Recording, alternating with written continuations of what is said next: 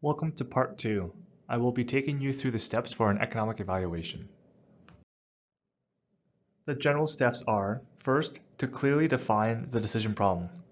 Next, consider the perspective of your analysis, the time horizon, and the potential alternatives.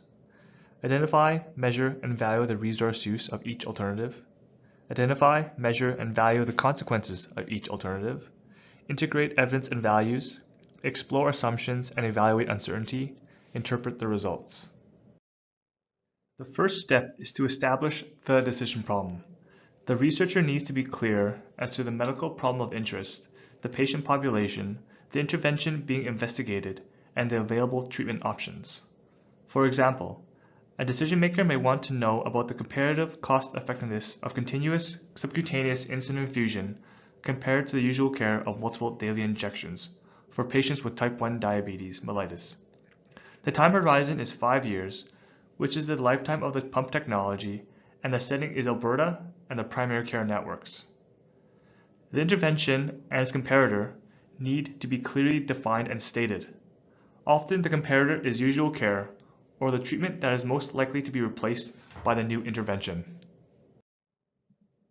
The target population for the intervention and its expected use should be clearly stated. Any disease subgroups that have different natural histories, varying treatment effectiveness, different health utilities, or costs associated should be included. A stratified analysis with results for each subgroup should be presented. Include all relevant comparators in the evaluation. Exclusion of relevant comparators may bias the findings. Comparators should be described in sufficient detail to allow for identification of relevant data on costs and outcomes. The choice of comparator should be related to the scope of the decision problem, reflect the target population of interest, and the jurisdiction for which the decision is being made. The goal is to inform a decision on whether the new intervention is value for money compared to all relevant treatments.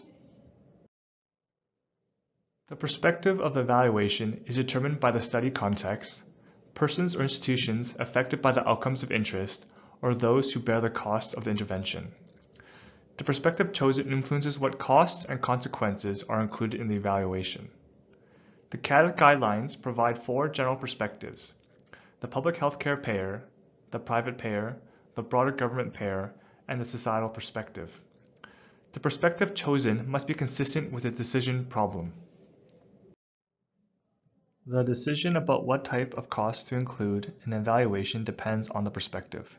For example, from the public healthcare payer perspective, only costs to the publicly funded health payer are included. These may include the cost of drugs, medical devices and procedures, equipment, facilities, overhead, hospital services, long-term care in nursing homes, diagnostic services, investigational and screening services.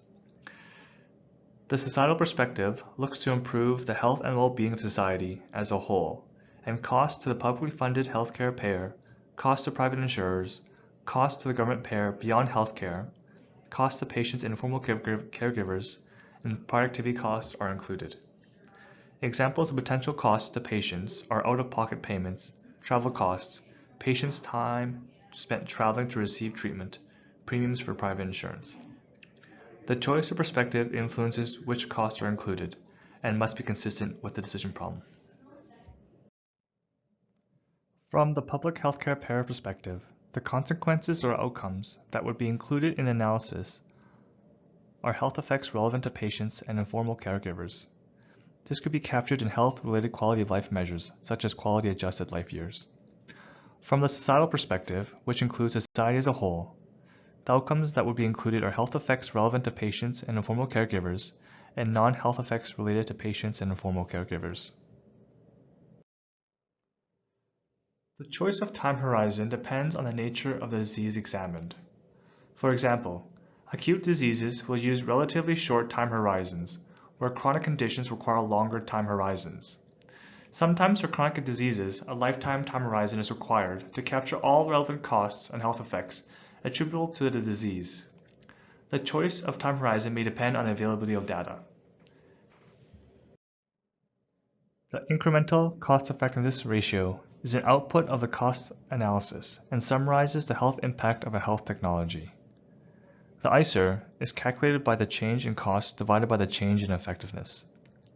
Sometimes when referring to cost-utility analysis, the term incremental cost-utility ratio is used, but they are often used interchangeably. To calculate the ICER, measure the costs and benefits of the intervention and its relevant comparators. Next, calculate the difference between costs and the difference between health effects. The ICER is calculated by dividing the difference in total costs by the difference in health effect to provide a ratio of extra costs per unit of health effect. Decision makers need to compare programs at one point in time, usually the present. Timing of program costs and consequences do not happen at the same time, but over a set time horizon. Discounting is a practice of adjusting dollar amounts to reflect the time preference of money. Would you rather have $100 today or $100 3 years from now? Which is worth more to you? The preference is that individuals put a higher value on the present. Discounting adjusts for this time preference.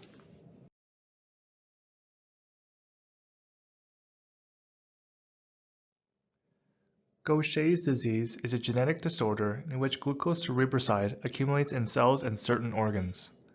Manifestations include enlarged spleen and liver, liver malfunction, skeletal disorders or bone lesions that may be painful, severe neurological complications, swelling of lymph nodes, distended abdomen, a brownish tint to the skin, anemia, low blood platelet count, and yellow fatty deposits on the whites of the eye. Treating Gaucher's disease minimizes symptoms and permanent damage to the body. Two types of treatment are currently available: enzyme replacement therapy and substrate reduction therapy. Aliglustat is a substrate reduction therapy to improve spleen volume, hemoglobin level, liver volume, and platelet count.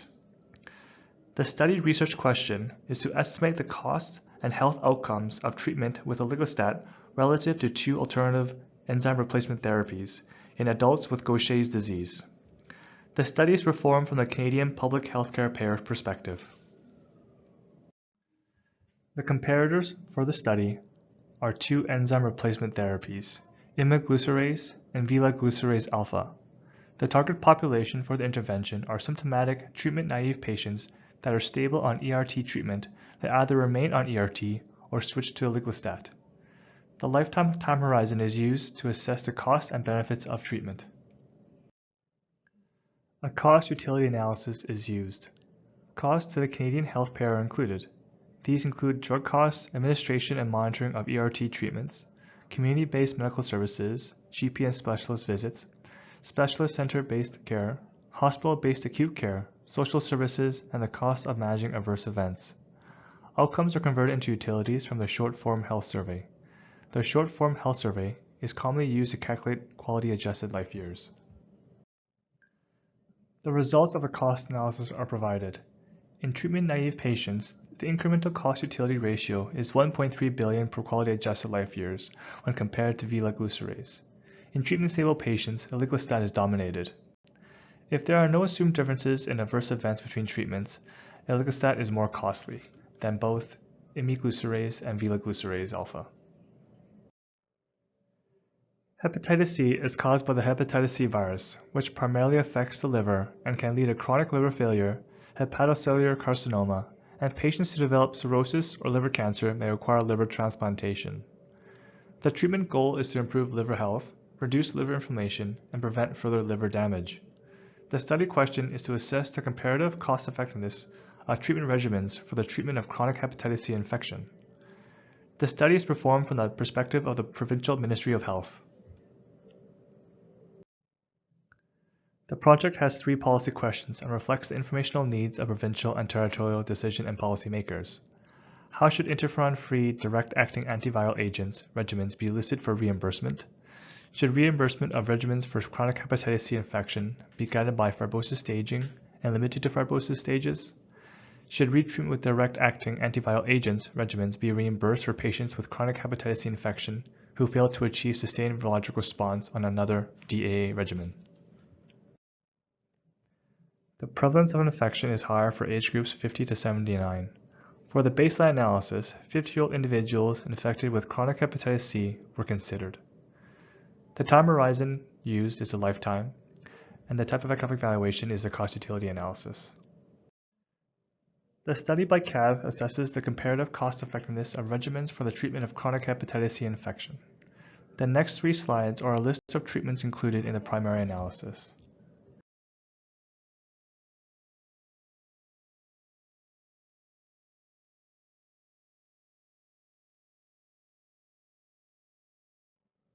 From the Provincial Ministry of Health perspective, costs of drugs, hospitalizations, ambulatory care, long-term care, physician services, diagnostic tests, and costs of treating adverse events were included.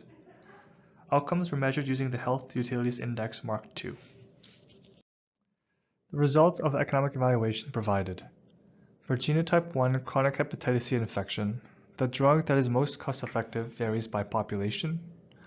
For genotype 2 chronic hepatitis C infection, sofosbuvir and ribavirin for 12 weeks was the most cost-effective option for patients who are treatment naive with cirrhosis and treatment experience, regardless of cirrhosis state. For genotype 3 chronic hepatitis C infection, for patients who are treatment experienced with or without cirrhosis, and patients who are treatment naive with cirrhosis, sofosbuvir and ribavirin for 24 weeks was the most cost-effective approved option. For genotype 4 chronic hepatitis C infection, sofosbuvir and pegylated interferon for 12 weeks was the only approved treatment. In exploratory analysis of treatment-naive, non-cirrhotic patients, it was associated with the ICER of $63,421 per quality-adjusted life year compared to pegylated interferon. Economic evaluations provides information on costs and health outcomes of a new health technology. It provides a measure of value, cost per quality-adjusted life year, of a new health technology compared to usual care, and allows for comparisons across different health technologies. The goal is to inform decision-making on the allocation of scarce resources. Economic evaluations are not without limitations. Economic evaluations does not communicate the impacts of health technology on healthcare budgets. For example, consumers do not make decisions to buy cereal based on the lowest dollar per gram. Decision makers need to know how it relates to the healthcare budgets and the affected patient population. Choices need to be made regarding resource use and allocation. Economic evaluations may be helpful to inform issues of efficiency. However, deciding which benefits are worthwhile requires a value judgment.